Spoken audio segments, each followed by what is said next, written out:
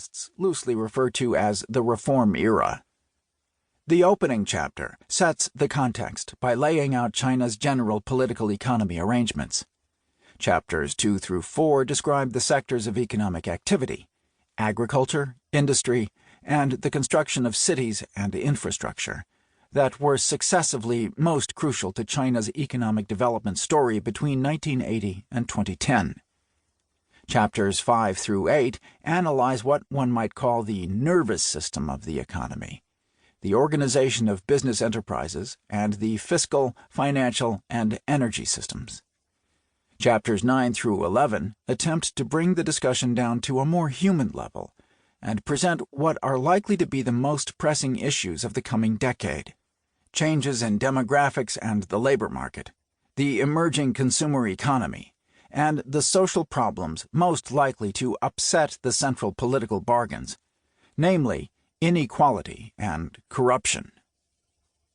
The last two chapters return to the stratosphere to take on the two large questions that dominate current public debates about China. Chapter 12 examines China's chances of making a successful transition from the resource mobilization type of growth it has enjoyed since 1979 to the resource efficiency type of growth that is now required. The final chapter assesses what China's rise to economic power means for the rest of the world. To fit all this material into the confines of a book succinct enough to enlighten the listener without burying her under a hail of data and qualifications, I have naturally had to simplify a great deal, although I hope not in a way that will cause specialists to cringe at every moment.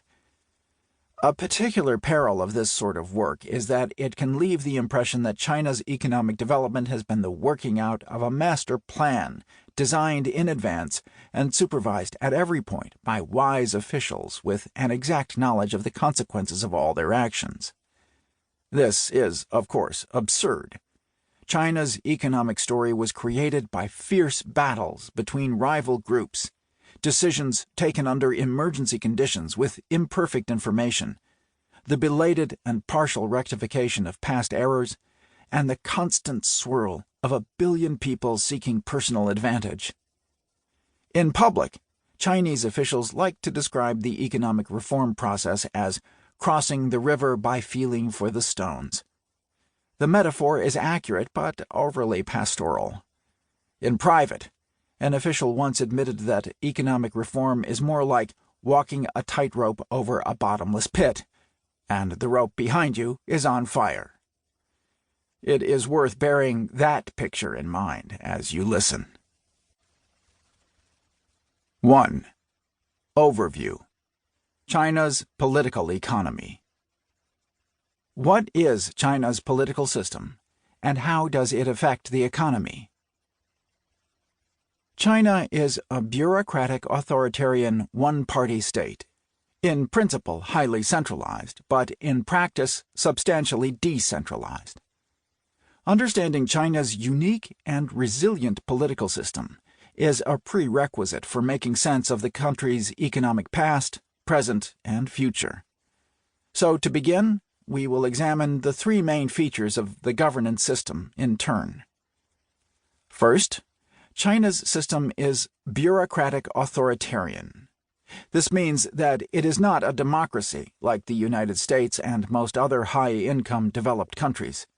But it also means that it is not a dictatorship, that is, a country ruled by a single person or small group of persons, in which the personal authority of the dictator or junta supersedes that of all bureaucratic institutions. Types of dictatorial states include the purely personal dictatorships in many African countries, military juntas such as those that ruled Brazil and other Latin American nations in the 1960s and 1970s, or Myanmar until recently, and hereditary quasi-monarchies within communist states, of which the main examples are the Castro family in Cuba since 1959 and the Kim family in North Korea since 1946. China's system, as it has evolved since 1978, differs markedly from all these dictatorial types. Ultimate authority resides